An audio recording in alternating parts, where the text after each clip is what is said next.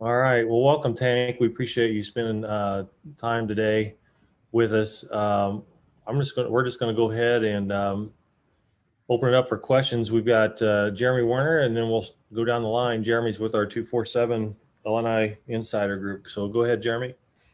Hey Tank, welcome to Champaign, man. Thank you. Thank you.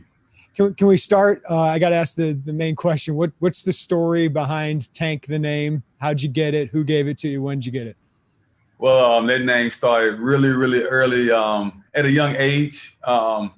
So the name Tank really comes from football, really being able to just drop my head on guys, bad technique, but fearless warrior. And screaming the name Tenarius is something that a coach does not want to do, you know.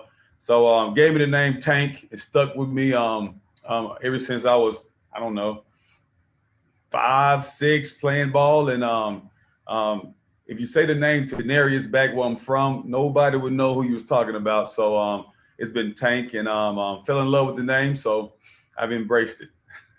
I was going to say, is it something you embrace, and does that even lead you to football, lead you to strength and conditioning? Well, what led me to football and led me to strength and conditioning was the toughness, the grit, the grind, the ability to not be the best looking person, but you can be the meanest and most dominating person on the football field. The weight room, the one thing that led me to that was giving my passion to see young men grow, seeing them become something that they thought they would never become. And I had coaches. I was fortunate enough to be coached by guys that truly seen things in me. So it was really just those guys pouring their life, pouring their heart into me, and that's what I want to do. And that's what my life is all about. Seeing guys take that next step and do things that they never thought they could do. And kind of along those lines, I just have one more. You have experience as a player, as an assistant coach, as assistant strength coach, and you've been under some good coaches, Brett, Ben Herbert, Jim Harbaugh. How did that all shape your philosophy of what you are as a strength and conditioning coach and what your role and importance is for a program? A guy that played in the SEC for the Arkansas Razorbacks, played under Coach Petrino, and seeing the way he molds guys, and also Jason Veldkamp, who was my first strength and conditioning coach going through college. I got a chance to have a little bit of time in the NFL, but once I got back and I got a chance to get with Coach Herb, who originally started off by giving me a chance to do pro day again, an intern in return, it just led to 2 phone calls from the NFL for me to go back. And within that, of being trained by him and interning on what to do. So I called those NFL teams back and I turned them down.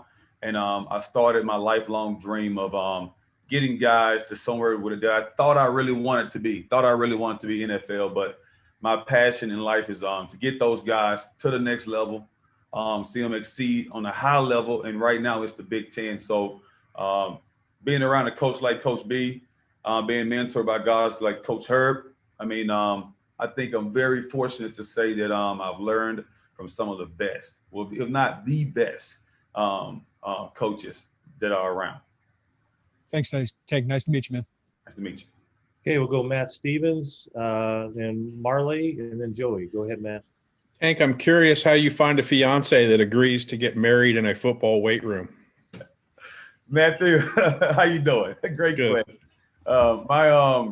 My wife and I, unique situation. Got to be a recruiter. I tell you that. You have to be able to recruit. And she's a good looker. But Ashley is from Louisiana.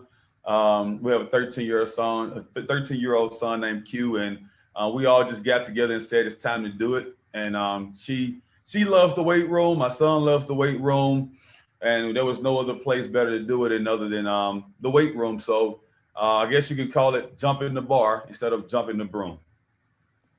I'm curious. I know that you were on the field as a defensive line coach this past year during COVID, but for the layman, how has a strength and conditioning program and a strength and conditioning coach had to adjust to COVID, and how do you plan on doing that as we continue to go through this? So the first thing you do is you wrap yourself around the sports medicine team, and you wrap yourself around compliance. You try to make sure you break no rules and you keep the guys first. So the program itself is going to forever evolve.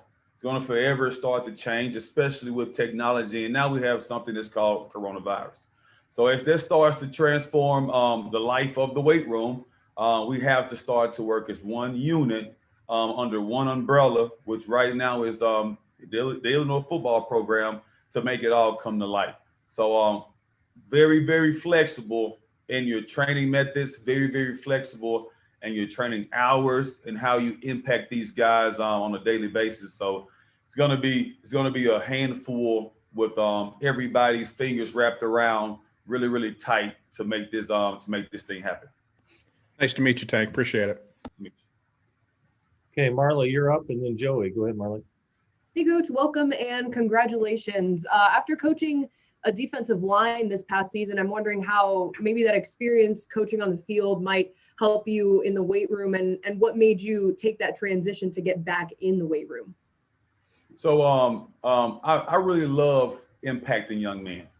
I love to see them train. I love to see them work. I love to see them go beyond measures. And I had that opportunity, and fortunate enough, guys like Nate Woody gave me that opportunity to go and fulfill those guys' dreams over at West Point. And I took that dream full speed, didn't look back, and I just kept grinding those guys. And we had a great season, 9-3. Finished up at the Liberty Bowl going against West Virginia. Unfortunately, didn't win that game. However, the love of the weight room, walk downstairs at West Point, I would see Connor Hughes and his staff getting those guys better. And that mentality, you can never take away your first love. And for me, the game of football, it was my love, not the field, not the weight room, not the meeting rooms. It was the game of football, and impacting guys' lives in any capacity is my true passion. And right now, I can definitely tell you this, that no place is better than that weight room. Been on that floor, pushing guys to the limit. And just being at Army West Point, I'm wondering if maybe the guys should be expecting some kind of like military style workouts to come this season.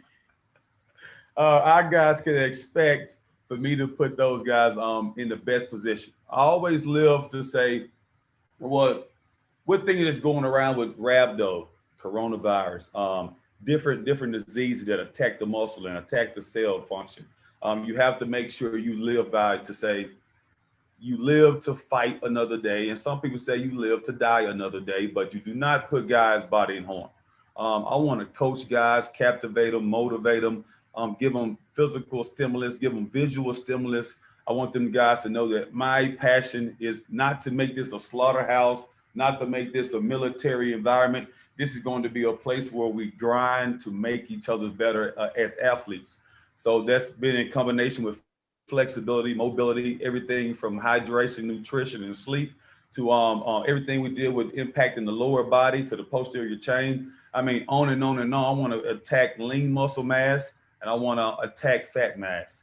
I want to get these guys to really, really think as a leader, first among themselves, and then as a team. So my training style is going to be very, very interesting, but it will not be labeled as military. Awesome. Thanks. Nice to meet you. Thank you. All right, Joey, Nico, and Robert Rosenthal on in line. Go ahead, Joey. Hey, Tank, good to meet you. I want to circle back a little bit so you were in the NFL for a brief amount of time and then had a chance to redo your pro day with Coach Herbert. Can you kind of walk me through that experience? And obviously turning down another opportunity at the NFL, something must have really struck with you in that window. Joey, I had the opportunity to, really Tampa Bay Buccaneers, Kansas City Chiefs, none of it works out. NFL, not for long, as we know. However, second chance came with the Canadian Football League. Went over to the Montreal Alouettes, and I broke my right foot, which ended up being my 5th surgery throughout my career. So 5 surgeries in, I guess was what you call stubborn, or you can call it passionate, or you can call it persistent, however you want to call it. Just a guy that knows what I want, and nobody can stop me. I'm a true fighter for what I want. And got a chance to go rehab over at Arkansas with Coach Herbert, and Matt Summers. So as I'm getting better and I'm getting stronger, faster, quicker, doing everything I got to do to fight my way back and give myself a chance to go at the NFL. I also had a chance to intern. And that's what I did.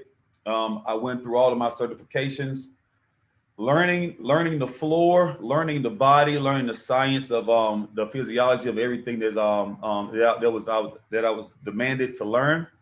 So within that time frame, I went through pro day and I thought I had an awesome pro day. But what ended up happening was I had an awesome audition for roughly 3 months under Coach Herbert. And it was pretty much an interview as I look back at it. And passion is passion. And the passion that I put towards making the NFL, I put that same passion towards training guys at Arkansas. So 6 a.m. group, you're training the group. 8 a.m. group, you're training the group. 10 o'clock, now I'm training for pro day. 12 o'clock, you're back training the group. 2 p.m., you're back training the group. And there is no decline in effort when you really are truly passionate about everything. So end up getting an opportunity to be full-time under Coach B. And I didn't turn it down. I turned down the NFL, but I did not turn down the opportunity to impact young men's lives in that weight room. What is it about Brett Bielema that allows you two to connect so well? I mean, what lines up personality-wise with you two? Really, when you think about, no detail is too small. So everybody say the little things. Well, how little is little if every little thing means a lot? So we really mesh on the word leadership, smart, tough. I mean, fighting through adversity, being able to say that nothing can stop you, being able to fight through every situation. Coach B is a guy that is really, really humble enough to say that he will, well, you seen on national TV, he will tear up to let you know he loves you and let you know his love for what has happened to him. So I'm very passionate. He's very passionate. And when you see the love that he displays and when you combine it with the love that I'm going to display for our guys downstairs in the weight room, I wouldn't want to work for anybody else. Coach B gave me my first opportunity as an intern, and now I have my first opportunity as directing my my own program here in the weight room. So I think that I know for a fact I will not let them down, and I will not let the Illini Nation down. Thanks, Tank. Good to meet you. Okay, Nico, you're up. Rob Rosenthal on deck. Go ahead, Nico. Hey, Tank, nice to meet you. Congrats on the new gig. I was just wondering, what was your reaction like when you got to go over to the Smith Center and get a look at the weight room that you're going to be working in every day? You know, you walk in and you see just every piece of detail that comes into the graphics on the wall, the media piece that's right over top of the offices to the racks, 18 different racks. Then you look outside and you're able to see you have access to the indoor. You really look at a design that gives you no breakdown in time. So it's a fight against the clock. Every day you wake up, you got 24 hours to impact your body, 24 hours to impact this team, 24 hours to really, really just write down in synchronized order how you're going to go from class to fueling your body to making sure you train at a high level, along with everything demanding with football. And then as you break it down smaller, in my world, I look at from when they first walk into the room to getting set up at the rack. From getting set up at the rack to being able to find the right, I guess I call it tools, the right tools for you to be able to get your body in the right shape that you want it to be in. And then being able to transform over from the weight room into the indoor. So if you don't waste time, you have a chance. Guys who waste time think I got tomorrow or I can do it in the next 30 minutes. That comes complacency and that comes really hesitation. So I look at that room as being, there is no wasted steps from nutrition to the weight room, to the indoor, back to the weight room, out to the practice field. It is all in the exact order for you to be able to have efficient time management to get these guys better. So I love everything I see about that weight room. And one more quick one. Do you have a mantra or a phrase that you want to kind of instill as kind of that everyday mentality that you want guys to have during their workouts?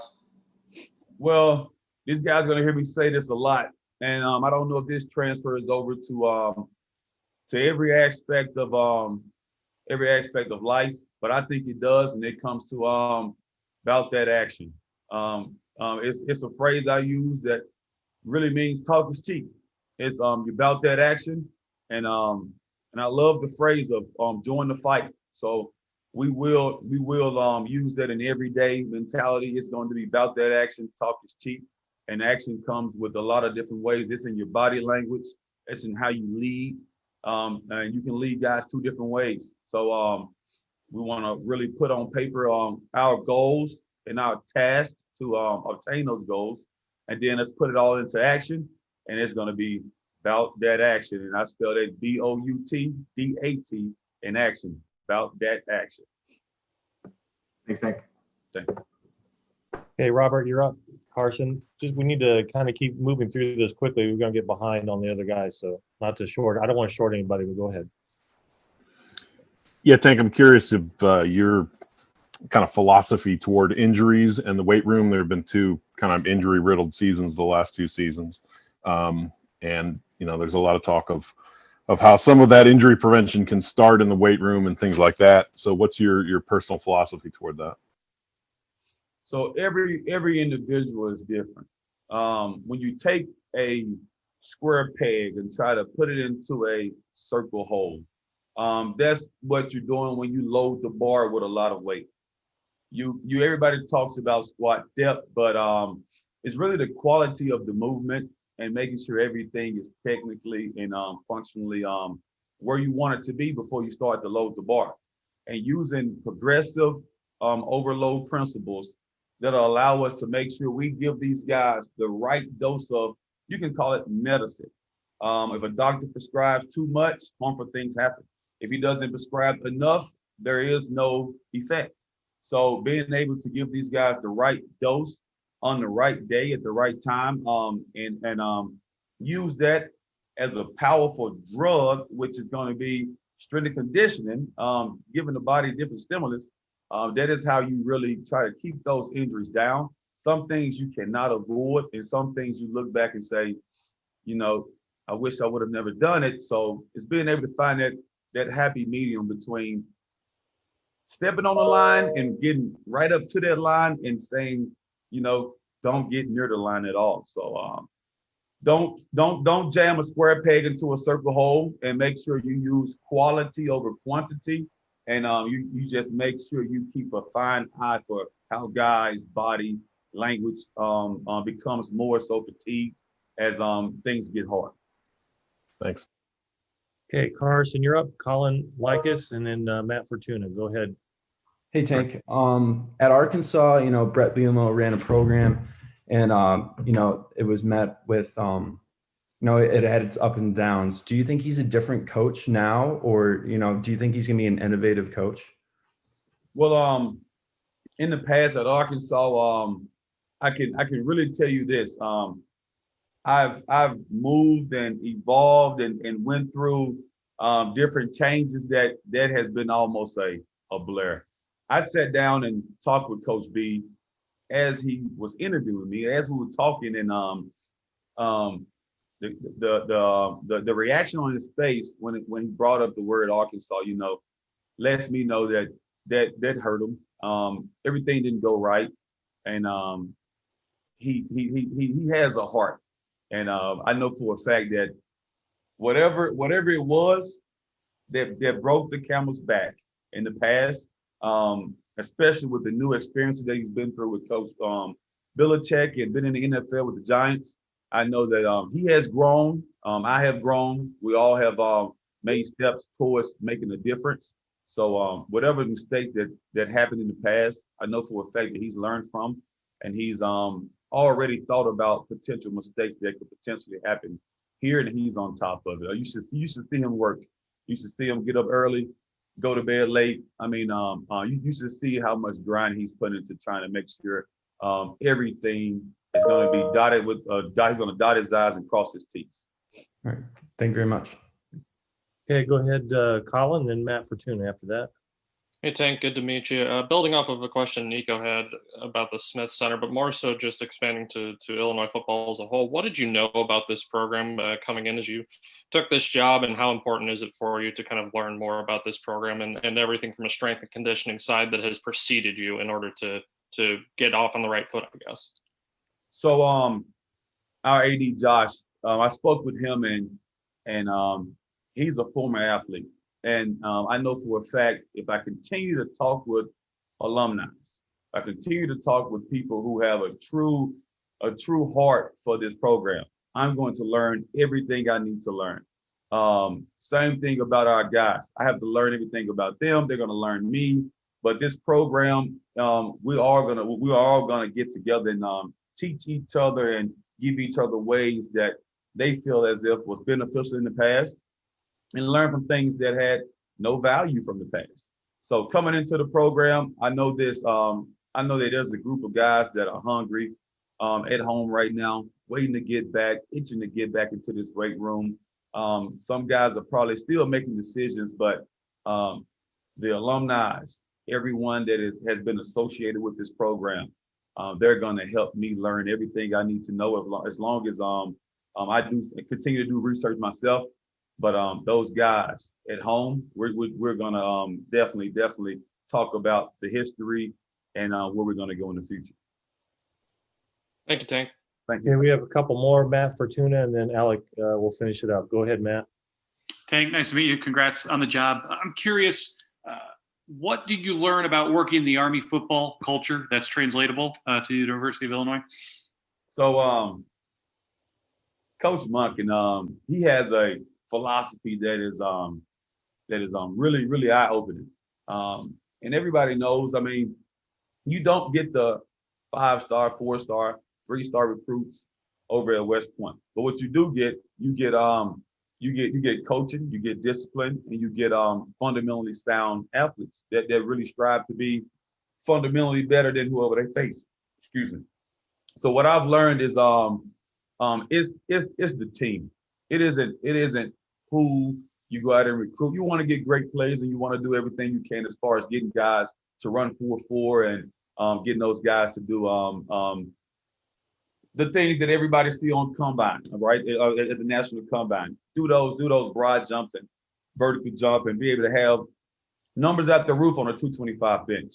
But West Point has taught me that it's all about team, it's all about leadership, it's all about love, trust, and being committed to excellence, and also following out the plan that the coaches put in front of you, and having a mentality to fight through any type of adversity.